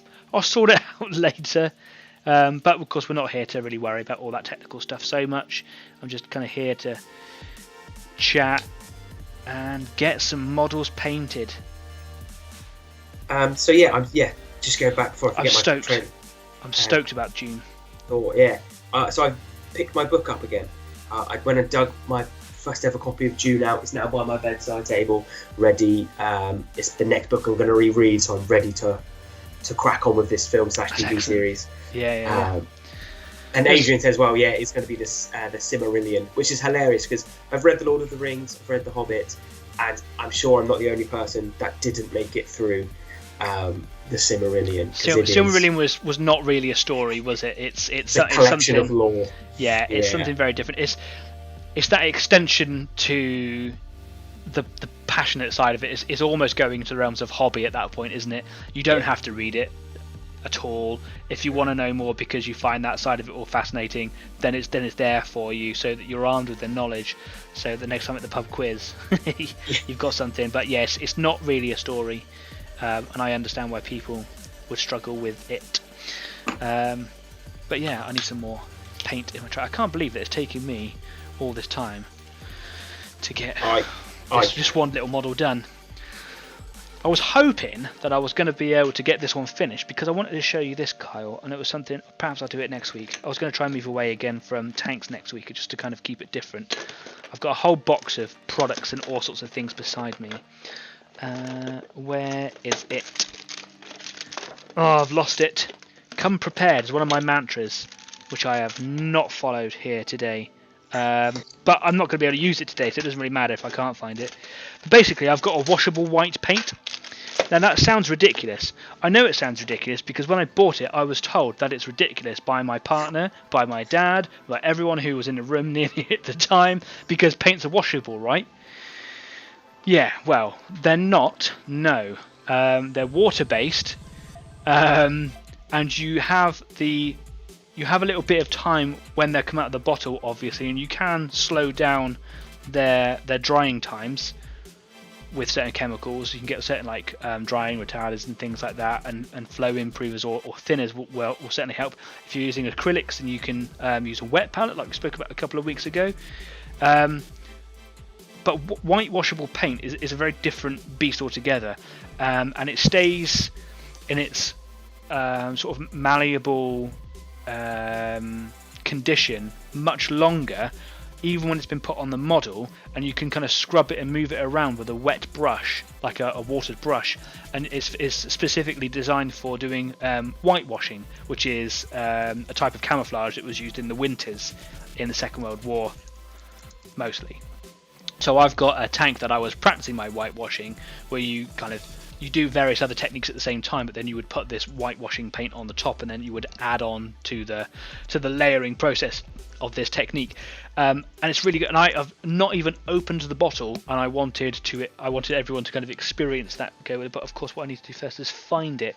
So perhaps next week I'll do a little bit something different, but I'll also come back to tanks and we'll have a little play around with that as well. So that'll be an interesting learning curve, is that you can see me make a mess of the model. It's a model that I'm not too happy with anyway, so I don't really mind practicing on it so much. It's basically a panther that's done in Allied colours, because it's what was known as an ersatz. Basically, it was the Germans disguising one of their tanks to make it look like an Allied tank. So the nearest thing to a Panther really was the M10 tank destroyer. It's a really big tank, but being a tank destroyer, it wasn't very heavily armoured. But it's about the same sort of size, roughly, as a Panther. So they just welded or bolted some rough plates on it to make it the sort of outline shape of it was to look like an M10. And then they painted it in as best they could close to the Allied colours and stuck a great big Allied star on the front of it. And I've got this model, but it's cast out of resin. I don't know why, when all the bolt action kits are all plastic. I can only imagine that there was some outcry publicly for this particular tank or range of tanks or whatever to be done, and they just went down to the mold shop and basically just made a sculpt over the top of an existing tank and then just kind of committed it to resin. I don't know. It was and I like bolt action models. I think they're fantastic, but that particular model was a bit of a pig, and it wasn't the best quality one anyway. I don't really necessarily do product reviews. I don't think I'm a good enough hobbyist to kind of commit myself to that. But it's not an outstanding model as where the rest of bolt action or Warlord Games models really are. So, looking at it, I mean, if you're looking at it on the tabletop, then it's there. It's a great piece. I wouldn't necessarily call it a centerpiece, but it does the job. It plays a part in a game if you're playing bolt action games. But yeah, I wasn't very happy with this. I thought this is a great opportunity to try something different and just kind of explore winter camo. And then I got to a point where I needed this particular paint. I got it in my head that I needed this particular paint, and then I stopped. So yeah, it is committed to my pile of shame. But I like to get that out and play around with it live so that people can kind of see what it's like, because it's quite fun. I like kind of experimenting around with different technical things and techniques and whatnot. And that's one of the things I've picked up from a lot of professional YouTube, professional painters on YouTube, is don't be frightened to have a go and learn something new and step out of that comfort zone, do something different. This is what we're saying about that, stepping out into the world of Vallejo colours, Kyle. Is if all you've known is one particular brand, then there's probably going to be a lot of reluctance to want to go and try something new. But don't let that stop you. You don't have to go and spend millions of pounds on stuff. No, it could just be the next colour I buy is not from Citadel, and to see how I like it. We've got a couple of comments going in here. All about the books and things. Yeah, cool. Dave, if you're still listening, I know that you said you went and bought a load of Vallejo colours. I was wondering if you could just remind me what you bought and just kind of tell everybody what you bought, because it's quite interesting. You found a nice deal on Amazon, I believe, and got like a nice starter set of Vallejo colours. Bog standard stuff, nothing too fancy, but I'd like to know what you got in there. Because did you say, Carl, that you were going to buy some or have bought some? Well, I'm looking at alternatives to Citadel at the moment. Yeah, it'd be quite interesting to see what he's come up with, so you can kind of maybe consider similar as well. And I put in a little order for a couple of colours from Citadel, just because I know exactly what I need. Yeah, and that's not to say as well that just because you've got just because you're going to change brands doesn't mean you're going to change brands forever, or you're going to be exclusive to one thing. I've got loads of products from Citadel. I've got a whole box of them right beside me here. I've got Vallejo colours here, I've got a primer there, I've got a varnish here, and I've got AK interactive stuff. And if you're ever watching like YouTube tutorials or channels where pros have got their stuff on display, you can see that their ranges don't just stay in one brand. Each brand has also got like their own properties, and when you get really into it, you might find that a particular brand's got like a really good matte quality to it, so you want to go and use these colours because they have a nice flat sort of reflection or whatever. But then other ones might behave better when you're kind of applying them. So I not trying to convince people to drop a certain brand in favour of another. I'm just saying, get out there and explore the different ranges, because there's a wealth of stuff out there. And that's it. That's what I want to do, is kind of get maybe one or two different colours in a different brand, and then I can use them alongside the Citadel paint, and it's an easy contrast then about how they go on, what their qualities are, especially for someone that isn't a good painter, someone who's very new to the painting world. Yeah. Which hopefully should be quite a simple comparison. I like your paint style, Kyle, because I saw when you were first playing with Blood Angels, when we first got back into it, I saw that one that you'd practiced on to then kind of develop your whole scheme, and I thought it was really good. It's better than stuff that I do. For someone who was out of it for as long as you were, I thought it was really good, mate. So yeah, hopefully I'm looking forward to getting paint on these new models, putting together this Crusade Force all under that grim dark style, and yeah, seeing how it goes. We have got about 10 minutes or so left of the show, and here I am still lining this in. This is why I probably have such a pile of shame, is that I know I talk a lot through the show, and I kind of have to make something a bit more of it than just me sitting here quietly with a brush. But I spend so much time doing these little bits and pieces, and I'm not even that good at it. It just takes me forever to get through it. It's a 15mm tank. Why is it taking me 2 hours just to do the washing on it? Oh, here we go. Dave has told you. He said it's the game color box of paints by Vallejo. So it's just the standard game color. They do lots of different ranges. So you get like the historical color ranges. You can get like all the I forget what the specific name for them is, but there's an air range. Don't confuse it with the air color, which is for the airbrush. But they also do like aircraft colors as well, because they are a very different set of colors. And then they do mecha, which is very, very bright and vibrant colors for things as like Gundam, or even going into the stuff that we looked at in the community spotlight earlier on. Dave says it's a box of 16 different colors. They just do like a standard set of colors, and I know that their game color, so if I show you this bottle here where it says game color, their game color is designed for heroic style games. So basically it's not there deliberately to emulate things like Citadel, but they have a very, very close swap over. So if you like using a particular yellow, for example, from Citadel, then you could probably find a very, very close match to it in the Vallejo colours, which I like. I like the fact that someone has done that, because I value all the different manufacturers of it all. Which is why I've recently bought that Tesseract Glow from Citadel. I got it through Just Play the other day, because like I was saying with my Tyranids, I wanted the parts of the weapons on the Tyranids, they're all supposed to be biological, but I wanted things like, I don't know what you would call them, sacks, ammunition sacks. I wanted them to look quite repulsive. Lovely. Yeah, I mean, I've committed to keeping this, family safe, so I'm going to refrain from going where I could go with it. But I wanted it to look quite pustulant. I wanted it to look quite gross, basically. I wanted to make it look like it wasn't very nice to touch or to look at or be near. But I couldn't quite get the effect I wanted. And I saw someone on one of the Facebook groups, it's actually the Tyranids Facebook group that I follow. Someone was playing around with this Tesseract Glow and putting washes and things over it. I was like, that is very close to what I want. So I picked it up, and I'm just going to play around with it and just see where it goes. And as I develop that, of course, I will share it with you.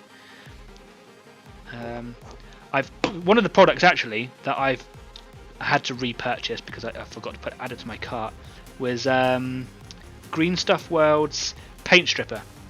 I was talking a couple of weeks ago about stripping models down and didn't really know what to do, and I had it on the Facebook thing where I was talking to various people about what products we can use, because I use Dettol. It's awful stuff, it stinks, and if you are in contact with it with your bare skin for too long, you can get Dettol burns basically, and your skin will peel, and it is nasty, and it turns the paint that you're stripping into a god-awful sludge that just ruins anything it touches. But the reason I use it is because you can use it on resin, plastic and metal with no ill effect to the material. But Green Stuff World do a paint stripper that protects every surface that you're applying it to and strips paints off miraculously from an hour to 6 hours, rather than Dettol 24 to 48 hours. And it is, I've seen it, people have been doing reviews on it online, and they've all been saying this is the stuff to use. Some models and paint surfaces, depending on the quality of the paint that you're taking it from, do take a bit longer, but I've watched it just peels away. So yeah, I'm going to play around with that. I've got a model that I practice all my Tyranid schemes on, and when he's done, I'm going to basically bathe him in this stuff, and then I'm going to start all over again. On that particular model, not my whole scheme, of course. So hopefully, I was hoping I was going to be here today so I could show you, because I've got a couple of models I want to strip, so I was just going to apply it on there and see what it was like by the end of the show, but it's not here. But I've got a couple of models that I want to strip, so we can still play around with that. Or maybe I'll leave it for a separate channel. Let me know in the comments. I review these videos several times a day to see what's going on in them. The comments are always pretty inactive because we're a small little community at the moment. But if you ever want to talk back on it, the Facebook channel as well, get talking on there. if there's a specific thing that you would like to see from this community, from this channel, do you want to just see like product reviews? It's not something that I really do, but I can, and I'm more than happy to do it. Do you want to see that? Do you want to see that different techniques, experimenting with different products or whatever? I'm quite happy to do that. So let me know what you would like to see. I'm deeply considering doing a terrain channel on a separate day. Maybe it will be 2 hours, 1 hour. I don't know yet. But let me know what you think. We have got a couple of ideas that we've been playing around with, haven't we, Carl? And we're actually quite excited because they're quite silly but fun and interesting at the same time, that we've been playing around with. I'm not going to go into that just yet because there's a lot of work to be done, but we are thinking of other things to do. But if you've got opinions, if you want to see something that we're not doing, I am all ears. Let me know, because I will consider everything. Unless it's really stupid, but at least I will look at it. I will look. It'll still be considered.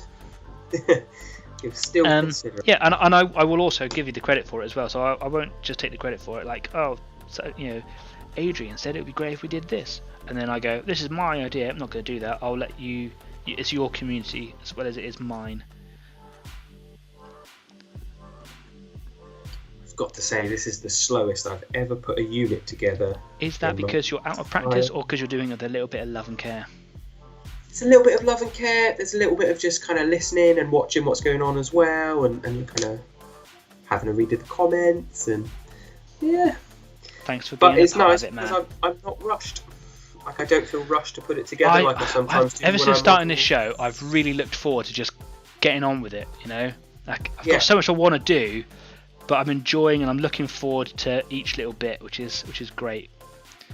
And that I see it a lot. I see a lot of people complaining or griping, and I'm not saying that's a bad thing, but it's about just kind of getting through the models. Enjoy it. Enjoy the process. Slow down. It doesn't have to be. It doesn't have to be done in one go. If you're struggling, it's okay. It's okay, man. If you're struggling through it, put it down. Yeah, man, come back to it. Yeah, enjoy it. If you know someone who's struggling or can't get into it, or I've seen a couple of people on Facebook. I'm reaching out to them, but then I really struggle trying to get the motivation, or I run out of inspiration. Let them know that we exist, that this channel exists, and tell them they should come along. And yeah, it's fun. So Adrian's put in there, pustulant is a good word. You are right. Pustulant it's a good word to say, pustulant. But I don't know if it was the word that I was trying to go. Just gross. When you're a kid and you're in the garden and you see your first spider egg sac and you're like, what? And you touch it and it sticks to you and then spiders go everywhere. Maybe it's just me living a harrowing experience, but I just kind of wanted that sort of revulsion. I don't know, a bit like a bogey that isn't yours. He also says that Biostrip 2.0 is good for plastic models. Doesn't smell either. Biostrip, yeah, I've not used it. I used to use Nitromors, and that stuff will rot through plastic quicker than you can blink. So it's only good for metal stuff. It's also pretty toxic and gnarly. It does take a long time as well, but it does do. That's Nitromors. That's a UK brand. I think you might be able to get it in the States or other countries. I don't know. But yeah, Biostrip. I see a lot of people. There was the Biostrip side of it, and then there was the Dettol side of it. Dettol was just the product I came across first, so I got that, and I just have a little jar of it that I dipped my Biovore in, or just kind of left them in there for like 2 or 3 days. But this product from Games Workshop stuff, as it turns up, if you want to know how it goes, I will put a little video up on the Facebook thing. Between shows, I'll try to be on Facebook as often as I can be. I try to put up at least one post or video post a week, etc. So I'll let you know how that's going, and I will I'll do a product reveal, and I'll put my metal creature in this stuff and see what happens to it, and then I will come back to it. So the only thing I've got left to do with this kind of colour staining are the wheels on the side of this tiger. I'm not going to bother doing underneath. I normally do for the 28mm models, and I certainly would for larger scale stuff, but I say for what these models are intended for, the game that you play on them, it's just not worth it. I've just had fun making them and put them together. I say I've got my little Firefly here, which I love, and I'm just waiting for the modulation set. They're called Smart Colors from Ammo MIG, which is Mig Aminez's paint brand. AK Interactive do all the I've got them here somewhere. Here we go. AK Interactive do these modulation sets where you get the range of colours in the luminosities.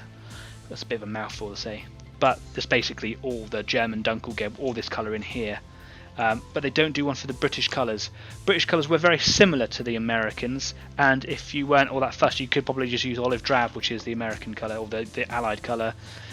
But the British stuff in the Second World War was green, and it is quite different, and they use green and black a lot, especially in the later part of the war. They use a lot of black as well. And though you don't really have to make that distinction, I wanted to, because I'm British, I suppose, and I wanted to have a distinction between my Allied colours and my British colours. So yeah, my watch has just told me that I've just achieved 5,000 steps. How that happened, I don't know. But yeah, there we go.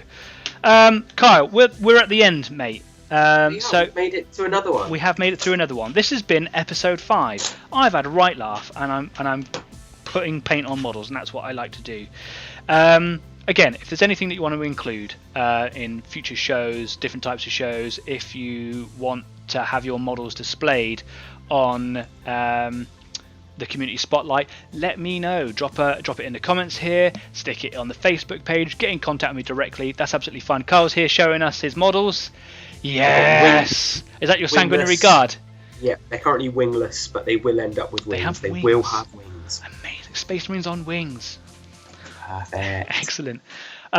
Yeah, that's brilliant. What I'd also like from this community is suggestions on a YouTube channel sign-off. It's something that someone got in contact with me a little while ago and said, "Hey Dan, you need a sign-off." And I'm like, "You're right. I've tried to have one, but I want it to happen organically and I don't want to force it." So I suppose with that in mind, I'll let the community come up with some suggestions and perhaps I'll use it. So at the end of my channels, I can do a little sign-off. So what is this channel all about? It's basically about just a fun and mild-mannered community that is safe for everybody, and it's just about getting models painted. There are YouTubers out there who have similar kind of credos, if you like. Miniac is a very good one, where his sign-off or his motto is paint more minis, but obviously that is to buy minis to paint them to continue on your hobby. This is set up, well, at least this particular channel is set up specifically for you to get through your piles of shame. So hit me up some suggestions for different sign-offs, and I will review them all, and perhaps we'll talk about them next week. I don't know how next week pushes up against Christmas, but I do intend to keep this going through the festive season, Christmas and New Year. I think that we have a Wednesday, which is Christmas Eve, and I do plan to run my show as normal on Christmas Eve, and I can't remember how that fixes for New Year, but I will be here through all of it. So if you just fancy having a little bit of company through that time, then I will be here. I won't be offended if you are not, and that also goes for you, Kyle. Alright, so without further ado, I've had a fantastic couple of hours, Kyle. I hope you have too. It's been a great way to finish the week, got me through today, knowing I got a bit of time to sit into my hobby with some like-minded people. Wonderful. Brilliant. Well, thanks very much. I've been Danny. And I've been Kyle. He's been Kyle. Which way is it? And I will see you throughout the week on Facebook, and I will see you here next week, next Friday at 7 PM GMT. Until then, be safe, see you around, get your models painted. That didn't work for me as a sign-off. See you around.